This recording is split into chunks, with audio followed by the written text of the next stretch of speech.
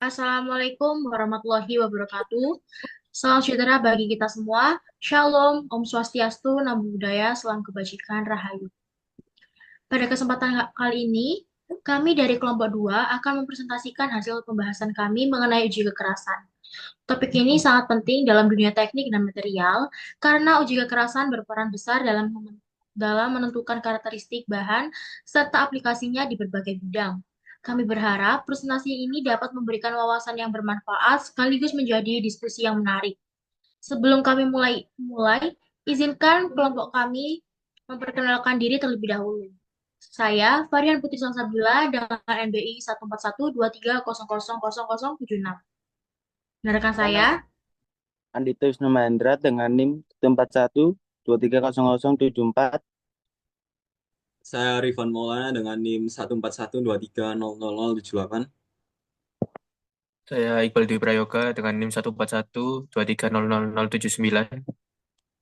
Saya Kesaktiro Ferdinand dengan NIM 141238085.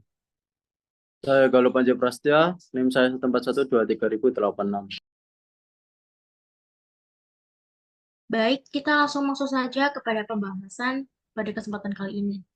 Yang pertama yaitu definisi uji kekerasan. Uji kekerasan atau hardness test adalah metode pengujian yang digunakan untuk menentukan kekerasan suatu material. Kekerasan ini menggambarkan kemampuan material untuk menahan deformasi permanen tanpa mengalami kerusakan. Yang dimana jenis-jenis pengujian kekerasan dibagi menjadi 5. Yang pertama pengujian Brinell, yang kedua pengujian Rockwell, yang ketiga pengujian Vickers, dan yang keempat pengujian dinamik hardness, serta yang kelima pengujian dengan metode Goretz. Pada pengujian yang pertama yaitu pengujian Brinell. Pengujian Brinell adalah salah satu cara pengujian kekerasan yang paling banyak digunakan. Pada pengujian Brinell digunakan bola baja yang dikeraskan sebagai identor. Kekerasan Brinell ZL dihitung sebagai berikut.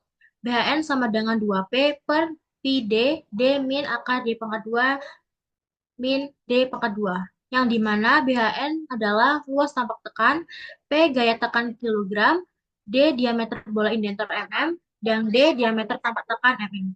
Dan bisa dilanjutkan oleh rekan saya. Dan selanjutnya pengujian Rockwell. Pada pengujian ini, identer berbentuk kerucut atau bola dengan beban yang berbeda. Kedalaman lakukan diukur untuk menentukan nilai kekerasan. Metode ini cepat dan sering digunakan dalam industri. Rumus yang digunakan adalah BHR sama dengan E min E. Next. Dan selanjutnya pengujian Vickers. Metode Vickers sebagai pengujian kekerasan material dilakukan dengan cara menekan material atau spesimen uji dengan identor intan dengan bentuk piramida dengan alas segi 4 dan besar sudut dari permukaan yang berhadapan 136 derajat. Penekanan dengan identor akan menghasilkan suatu jejak atau lekukan pada permukaan material uji dan rumusnya seperti yang di bawah. Next. Dan selanjutnya pengujian dynamic hardness. Dynamic hardness tester merupakan alat ukur kekerasan material yang bekerja berdasarkan prinsip dinamika. Alat ini digunakan untuk mengukur tingkat kekerasan material dengan menggunakan energi kinetik di mana kecepatan penetrasi atau deformasi material diukur dengan digunakan untuk menentukan tingkat kekerasannya. Dynamic hardness tester sering digunakan dalam berbagai industri untuk memastikan kualitas material yang digunakan dalam berbagai produk, serta untuk memastikan material tersebut memenuhi standar kekerasan yang telah ditetapkan. Metode ini umumnya lebih cepat dan akurat dibandingkan metode pengukuran kekerasan material konvensional seperti Brinell atau Rockwell.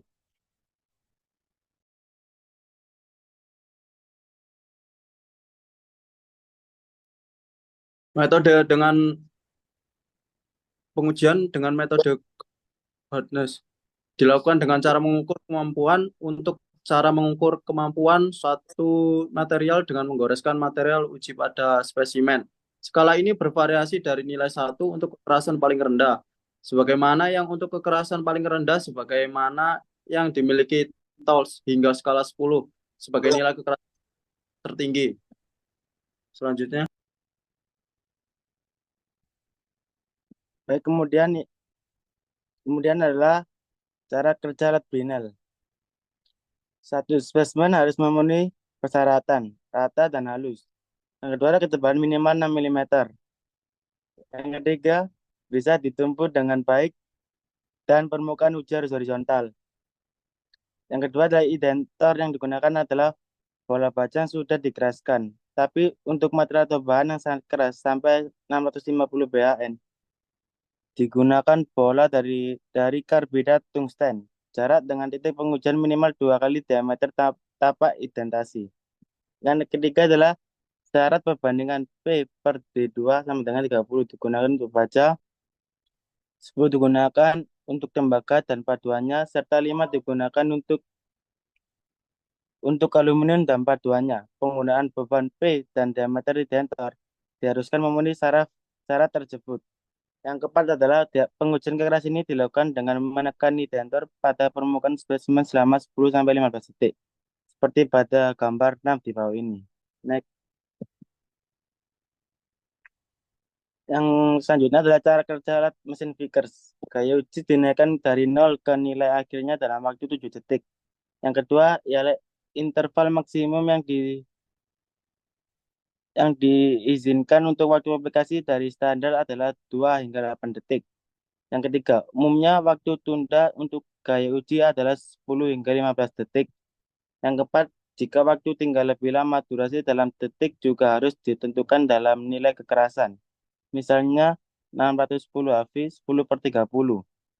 Yang kelima adalah kekuatan uji yang digunakan dalam rentang makro dalam metode Vickers sebagian besar jauh lebih kecil daripada uang yang digunakan dalam metode Brinell. Yang keenam adalah pilihan yang disukai untuk rentang makro adalah 49, 98, 196, 294, 490 atau 980N. Dengan 294N paling sering digunakan untuk pengujian dalam pabrik. Selanjutnya adalah gambar alat kerja Rockwell dan cara kerjanya. Yang pertama, benda diuji berada di bawah indentor yang akan menempel pada permukaan. Yang kedua, menerapkan beban awal untuk membuat indentor menembus pada permukaan benda uji dalam jangka waktu tertentu. Yang ketiga adalah mengangkat beban awal sehingga kedalaman penetrasi indentor akan terukir. Kemudian menambahkan beban tambahan pada benda uji dalam waktu yang lama sehingga mencapai kedalaman total yang diinginkan.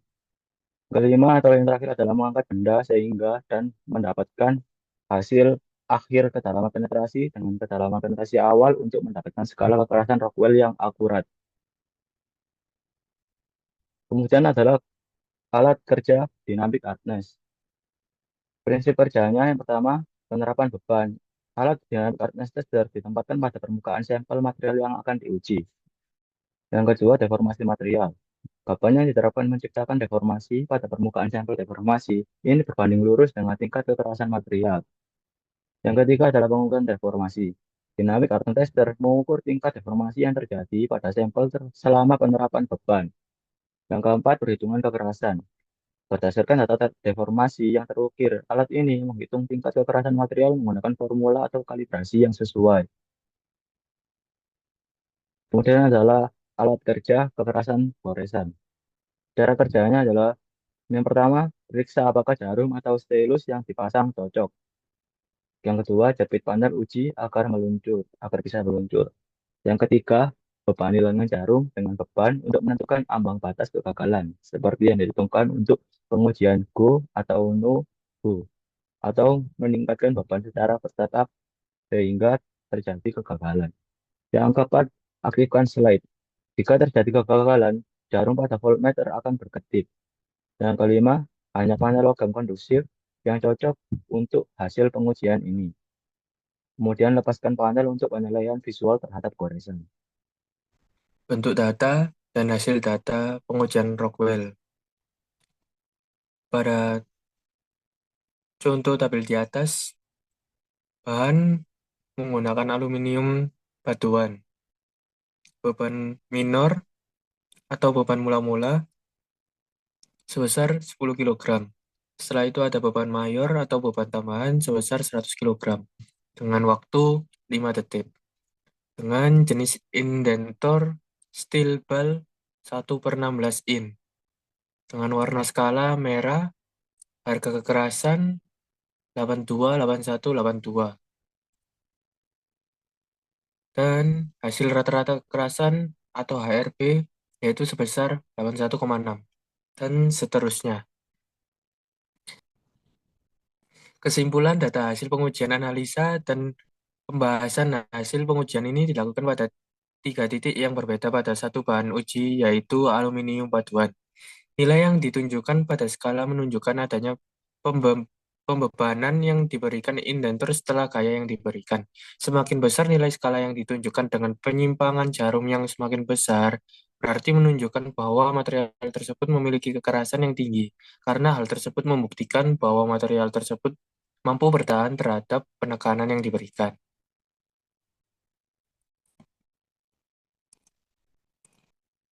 Setelah itu terdapat bentuk data dan hasil data pengujian Brinell. Pada tabel di samping menunjukkan bahwa percobaan 1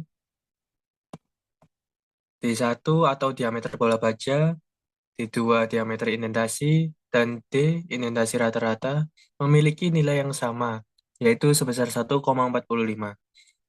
Dengan hasil 103,02 kg per milimeter persegi. Setelah itu dan seterusnya, kesimpulan data hasil pengujian analisa dan pembahasan hasil pengujian ini dilakukan pada 3 titik yang berbeda pada satu bahan uji, yaitu aluminium paduan. Nilai yang ditunjukkan pada skala menunjukkan adanya pembebanan yang diberikan indentur setelah gaya yang diberikan. Semakin besar nilai skala yang ditunjukkan dengan baja ST42 hardening yang dikeraskan dengan pemanasan sampai 800 derajat Celcius dan didinginkan cepat menggunakan air tawar ternyata menjadi dibandingkan lebih dengan ulet atau lunak baja ST42 standar. Terbukti dari angka kekerasan ST42 hardening sebesar 87,65 kg milimeter persegi. Sedangkan kekerasan ST42 standar senilai 101,16 kg milimeter persegi. Hal ini menunjukkan perbedaan dengan teori perkerasan logam, di mana logam yang dikeraskan semestinya menjadi lebih keras dari logam yang standar. Setelah itu, terdapat bentuk data dan hasil data pengujian Vickers. Pada tabel di samping, menunjukkan percobaan pertama, D1 atau diameter bola baja memiliki nilai 1,40, sedangkan D2 atau diameter indentasi memiliki nilai sebesar 1,60, dan D atau rata-rata dari D1 dan D2 sebesar 1,50. Hasil HV sebesar 82,40 kg milimeter persegi. Dan percobaan seterusnya. Kesimpulan pengujian Vickers. Baja ST42 hardening yang dikeraskan dengan pemanasan sampai 800 derajat Celcius dan didinginkan cepat menggunakan air tawar ternyata menjadi lebih ulet atau lunak dibandingkan dengan baja ST42 standar. Terbukti dari angka kekerasan ST42 hardening sebesar 81,977 kg milimeter persegi, sedangkan kekerasan ST42 standar sebesar 105,226 kg milimeter persegi. Hal ini menunjukkan perbedaan dengan teori perkerasan logam, di mana logam yang dikeraskan semestinya menjadi lebih keras dari logam yang standar. Baik, di sini saya akan menjelaskan tentang pengujian metode dinamik atau pantul pada keramik. Jadi, cara kerja metode pengujian ini ialah bola akan dilemparkan pada keramik dengan komposisi 1:1 dan suhu 200 derajat. Jadi komposisi 1:1 ini komposisi antara semen dan pasir. Untuk suhu 200 derajat dengan komposisi 1:1 menghasilkan hasil 12 cm, 12 cm, 12 cm, 11 cm, dan 12 cm. Sehingga menghasilkan rata-rata 11,8 cm. Lalu untuk komposisi 1:2 dengan suhu 200 derajat menghasilkan hasil 14 cm, 15 cm, 13 cm, 14 cm, 15 cm, dan menghasilkan rata-rata 14,2 cm. Untuk komposisi 1:3 dengan suhu 200 derajat menghasilkan hasil 14 cm, 15 cm, 15 cm, 14 cm, 14 cm, dan menghasilkan rata-rata 14,4 cm. Untuk komposisi yang terakhir yaitu 1:4 dengan suhu 200 derajat menghasilkan hasil 12 cm, 11 cm, 12 cm, 12 cm, 13 cm, dan menghasilkan rata-rata 12 cm. Untuk komposisi 1:1 dengan suhu yang dipanaskan 400 derajat menghasilkan hasil 13 cm, 14 cm, 14 cm, 13 cm, 14 cm, dan menghasilkan rata-rata 13,6 cm. Untuk komposisi 1:2 dengan suhu 400 derajat menghasilkan hasil 15 cm, 13 cm, 14 cm, 14 cm, 15 cm, dan 14,2 cm. Untuk komposisi 1:3 dengan suhu 400 derajat menghasilkan hasil 11 cm, 11 cm, 12 cm, 12 cm, 12 cm, dan menghasilkan rata-rata 11,6 cm. Untuk komposisi terakhir yaitu 1:4 dengan suhu 400 derajat menghasilkan hasil 14 cm, 14 cm, 14 cm, 15 cm, 14 cm, dan menghasilkan rata-rata 14,2 cm. Untuk pengujian metode gores pada keramik, pada suhu 200 derajat dengan komposisi 1:1 menunjukkan hasil dari kaca yaitu tergores, genteng tergores, bata tergores. Lalu untuk komposisi 1:2 menghasilkan hasil kaca tergores, genteng tidak tergores, bata tidak tergores. Lalu untuk sampel dengan komposisi 1:3 menghasilkan hasil kaca tergores, genteng tidak tergores, bata tidak tergores. Untuk komposisi sampel 1:4 menghasilkan hasil kaca tergores, genteng tergores, dan bata tergores. Lalu lanjut untuk komposisi 1:1 namun dengan suhu 400 derajat. Kaca tidak tergores, genteng tidak tergores, bata tidak tergores. Lalu untuk komposisi 1:2, kaca tergores, genteng tidak tergores, bata tidak tergores.